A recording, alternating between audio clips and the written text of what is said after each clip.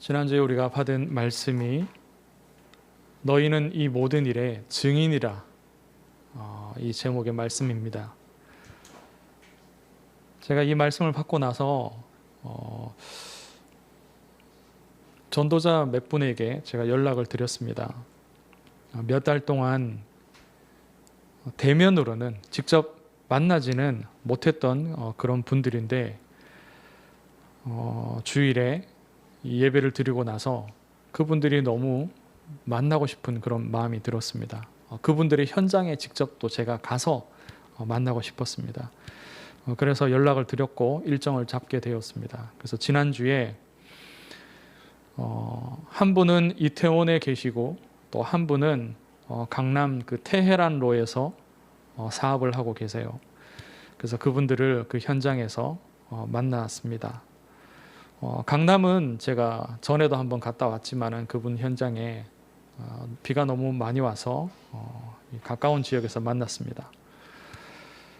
이태원 현장에 가서 저는 그 이태원에 또 다민족들 많고 또 문화예술인들이 많기 때문에 그런 사람들에 대한 마음을 늘 이렇게 품고 있었습니다. 기도하고 있었죠.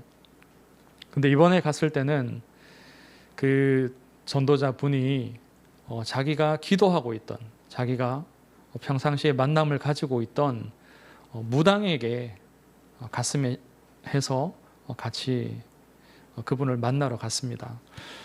그날 그분을 만나지는 못했지만 그 현장에 가서 그 집 앞에서 또 축복하며 흑암을 결박하며 그렇게 기도하고 왔습니다. 강남에서 사업하시는 그 전도자를 만나서는 그간에 있었던 각자의 현장에서 하나님이 하신 그런 일들을 포럼하고 또 기도 제목도 나누고 하나님의 은혜를 그렇게 나누고 왔습니다. 이 두 분을 제가 만나고 또 그 현장을 밟고 나서 어떤 마음을 하나님이 또 제게 주셨냐 하면, 물론 그 전에도 이태원 현장과 또 많은 비즈니스맨들이 있는 그 산업의 현장 강남을 두고서 제 마음이 있었습니다. 기도를 했었죠. 그러나 그날 그 만남 이후에는 특별하게 하나님이 그 현장을 나의 현장으로 그런 마음을 주셨습니다. 물론 거리가 있기 때문에 제가 자주 갈 수 있거나 늘 밟을 수 있는 그런 현장은 아닙니다. 그런데 그 각각의 현장에 역사하고 있는 강한 자, 흑암의 세력, 사단과 그 귀신의 세력을 먼저 결박하고 꺾어야겠다는 그런 마음을 주셨습니다. 저는 이태원 그 한남동 그 대사관들이 많이 있는 그런 현장이잖아요. 그 현장 바로 붙어 있는 그 옆에 점집들이 그렇게 많은 줄은 몰랐습니다. 그 옆에 있는 보강동에 그런 것들이 굉장히 많거든요. 그래서 이 현장에 강한 자, 흑암의 그 세력들을 먼저 꺾지 않고서는 그 이태원과 한남동에 그 많은 다민족들과 또 외교관들과 또 문화예술인들이 복음 받기 어렵겠구나, 그걸 깨닫게 하셨고, 또 강남의 현장을 두고서도 돈의 신, 그 만몬신의 그 흑암 역사를 먼저 꺾어야 된다는 그런 마음을 주셨습니다. 그래서 하나님이 조금 다른 마음으로 그 현장을 두고 기도를 하게 하시고, 이제 하나님의 시간표가 되면 생명의 역사도 허락을 하시겠죠. 이제 그런 응답들을 하나님이 주셨습니다. 오늘 우리가 읽은 이 본문은 이제 드디어 사도행전입니다. 그것도 1장이죠. 사도행전 1장의 이 본문에는 이 땅에 구원자로 오신 예수 그리스도의 마지막 행적을 기록을 하고 있습니다. 사복음서에도 예수님이 승천하시는 그 장면들이 기록되어 있죠. 그런데 사도행전 1장에 더 자세하게, 세밀하게, 구체적으로 기록이 되어 있어서 오늘 이 본문을 가지고 말씀을 나눕니다. 이 본문 속에서 우리 주님의 관심이 어디에 있는지를 확인했으면 좋겠습니다. 주님의 관심, 예수 그리스도의 관심, 우리 하나님의 관심이 어디에 있느냐? 한마디로 구원에 있습니다. 하나님 떠난 우리를 구원하시는 데에 우리 예수 그리스도의 모든 관심이 있습니다. 이 땅에 하나님의 아들이 사람의 몸을 입고 오신 이유가 바로 이것입니다. 우리를 구원하는 것. 하나님 떠난 우리 인생을 하나님의 아들이 직접 찾아오신 거죠. 하나님 만나는 길이 되시기 위하여서 그 육신을 입고서 이 땅에 오신 겁니다. 그리고 그분이 그리스도로 이 땅에 오신 우리 주 예수님이 하신 가장 중요한 사역이 십자가에 달려 죽으신 겁니다. 왜 그렇게 하셨습니까? 우리가 하나님께 불순종한 그 죄, 거짓의 아비 사단을 따르면서 우상숭배하는 그 죄, 이제 죄인으로서 살아가는 동안 온갖 탐욕과 거짓과 또 속이는 그런 죄들을 지울 수밖에 없죠. 그 자범죄를 다 용서하시기 위해서, 바로 화목제물이 되시기 위하여서 십자가에서 죽으신 겁니다. 그리고 사흘 만에 부활하셨죠. 인생을 잡고 있던 죄와 사망의 권세를 이기신 증거로, 그리고 사단의 권세를 깨뜨린 증거로 사망에서 생명 가운데로 나아오셨습니다. 이것이 그리스도의 부활의 역사입니다. 선지자로서, 제사장으로서, 왕으로서 길이 되시고 화목제물이 되시고 생명이 되시는 그 일을 우리 주님께서 감당하신 겁니다. 왜요? 하나님의 소원, 하나님의 관심, 그 구원을 이루시기 위해서입니다. 하나님의 관심이 여기에 있고 하나님의 아들이신 우리 주 예수 그리스도의 관심도 여기에 있었습니다. 그래서 본문에서 예수님이 부활하신 이후에 승천하시기 전까지 마지막으로 제자들에게 전하신 말씀도 바로 이것에 관한 것입니다. 하나님의 나라의 일에 대하여서 40일 동안 계시는 동안 그 말씀을 하셨다고 기록하고 있습니다. 하나님의 나라의 일이 무엇입니까? 하나님 나라의 일에 대하여서 하신 말씀이 어떤 내용들이겠습니까? 공중 권세 잡은 자가 이 땅을 다스리고 있다. 물론 모든 곳이 하나님의 소유이며 하나님 나라에 속하여 있습니다.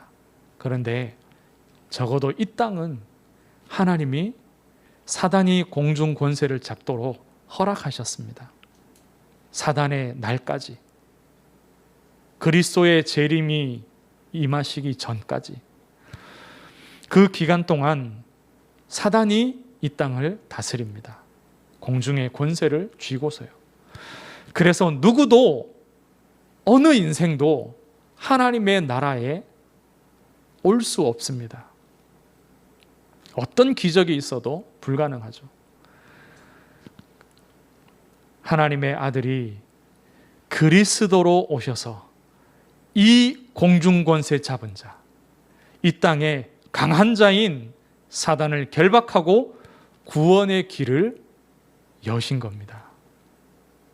귀신을 내어 쫓고 인생의 각자의 오래된 영적인 문제를 해결하시며 구원을 주시는 겁니다. 그리고 이 일은 마태복음 12장에서 말씀하고 있는 것처럼 성령의 능력을 힘입을 때만 가능합니다. 성령의 능력을 힘입을 때는 강한 자를 결박할 수 있고 그 강한 자에게 사로잡혀 있던 우리 인생들을 구원하여 낼 수 있는 것입니다. 그래서 오늘 본문에서도 8절에 성령이 임할 것을 약속하고 계시는 겁니다. 이 모든 내용이 하나님 나라의 일에 관한 것들입니다. 그리고 예수님께서 무엇을 전하셨냐? 제자들이 바로 이 일에 증인이 될 것을 말씀하셨습니다. 그런데 우리가 주의해서 볼 것은요, 예수님께서 이 말씀을 하셨는데 제자들의 관심은 어디에 있느냐?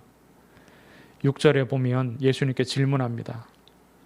주께서 이스라엘 나라를 회복하심이 이때니까. 이게 무슨 말씀이냐 하면요, 영적인 이스라엘을 말하는 것이 아닙니다. 제자들이 말한 이 이스라엘 나라는요, 육신적인 이스라엘 나라. 그들이 살고 있는 그 땅에 있는 그 이스라엘을 말합니다. 이스라엘이 로마의 속국에서 벗어나 다윗 왕 때의 그 영광스러운 모습을 과연 지금 회복하겠습니까? 더 나아가서요, 그 이스라엘에서 주님, 예수님께서 왕이 되실 텐데, 임금이 되실 텐데, 우리는 장관 자리에 앉아서 예수님과 함께 이 이스라엘을 통치하겠지요. 그걸 묻는 겁니다. 예수님께서는 하나님 나라의 일을 말씀하고 영적인 역사를 말씀하고 계시는데 제자들은요, 육신의 일, 이 땅의 나라를 말하고 있습니다. 마태복음 20장, 마가복음 10장에도 보면은 세베대의 두 아들 야고보와 요한이 나옵니다. 이 두 아들을 데리고 그 어머니가 예수님께 나와서 절하면서 부탁을 드립니다. 예수님의 좌우편에 내 두 아들을 앉혀달라고.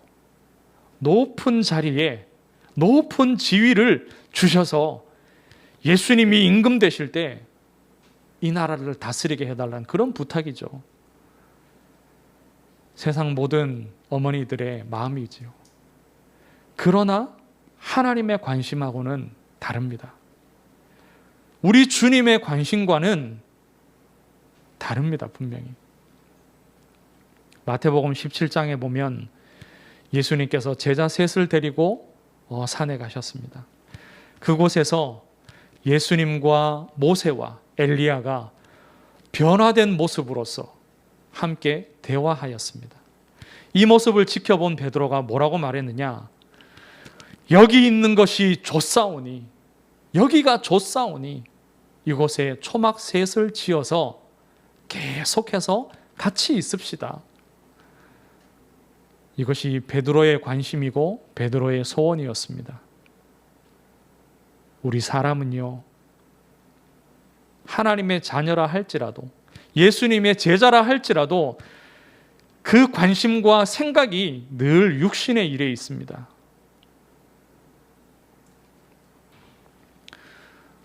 제가 유명한 찬양팀이 인도하는 집회에 다녀온 적이 있습니다. 그곳에 갔더니 청년들이 가득 빼곡히 있었습니다. 몇 시간 동안 뜨겁게 찬양했습니다. 자리에 앉지 않고요, 다 같이 일어서서 뛰며 두 손을 들고 박수치며 그렇게 찬양하는 분위기였어요. 그런데 인도하시는 그 사역자 목사님께서 어떤 곡을 소개하면서 어떤 배경으로 그 곡을 지었는지도 설명을 했습니다. 그러면서 그곳에 가득 모인 하나님의 백성들에게 축복하면서 하는 말씀이 뭐냐? 힘든 일, 어려운 일, 나쁜 일이 좋은 일로 바뀔 것입니다. 그렇게 축복하더라고요.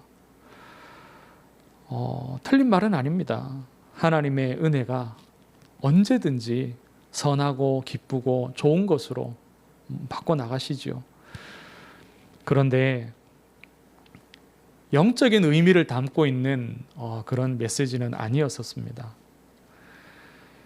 시련이 사라지고 힘들고 고통스러운 그 육신의 일들이 사라지고 그 육신의 삶에 성공이 찾아오고 좋은 일들이 찾아오고 평안한 삶이 이어지는 것이 과연 좋은 것이냐? 절대로 그렇지 않습니다.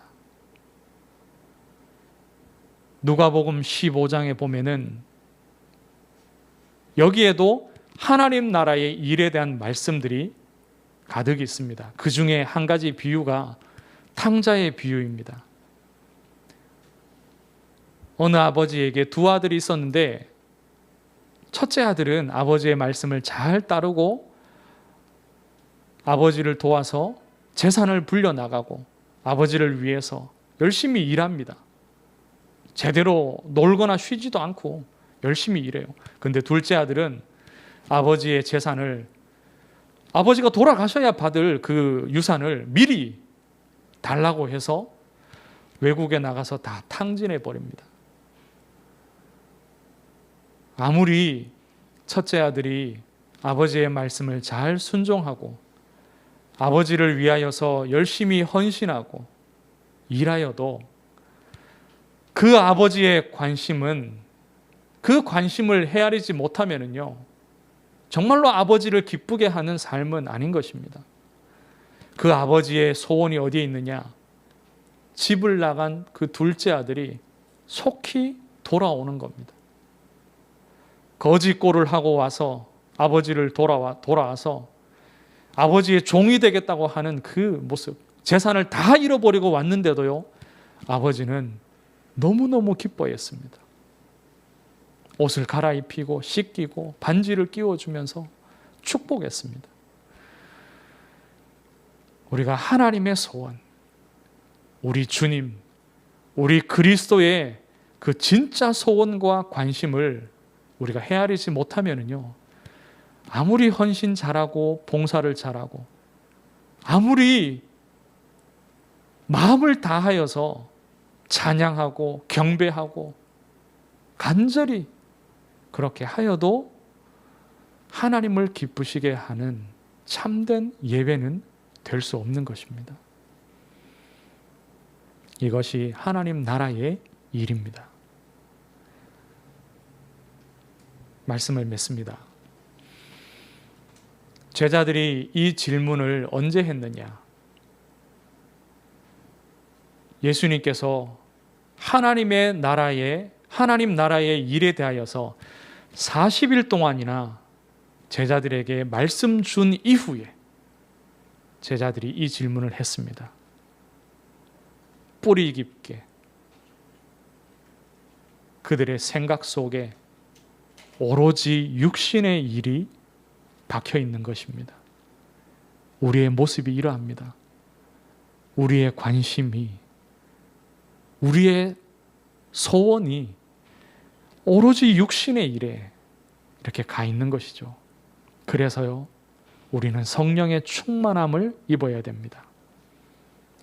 예수님께서 말씀하셨죠. 때와 시기는 아버지께서 자기의 권한에 두셨으니 너희가 알 바 아니요. 아주 강하게 하신 말씀입니다. 너희가 알 바 아니요. 너희와 아무런 상관이 없다.